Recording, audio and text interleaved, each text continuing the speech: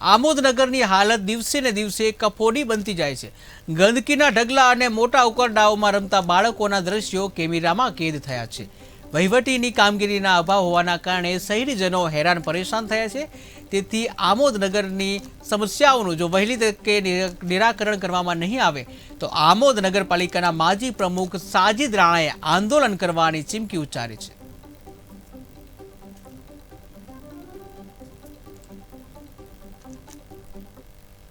આમોદ નગરપાલિકા માજી પ્રમુખ સાજિદભાઈ રાણા આજે ઘણા સમયથી આમોદ નગરપાલિકા એક વિવાદમાં રહેલી છે।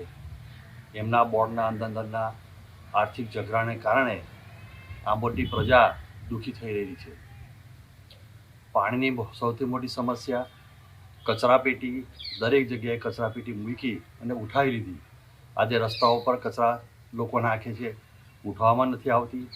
જે સાધનો રિપેર કરવાના હતા તે પણ કરી નથી શક્યા અને ભંગારમાં જે વસ્તુ વેચેલી છે એમને એનો હિસાબ પણ નથી આપતા। પ્રજાએ એમને મત આપેલો છે પરંતુ એનો દુરુપયોગ થઈ રહેલો છે।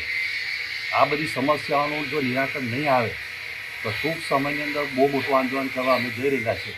પાણી ગટરો ઉભરાય છે, કચરાપેટી ઠેર છે, તઈના નગરપાલિકાના ચૂંટાયેલા સદસ્યોનું માનવામાં નથી આવતું।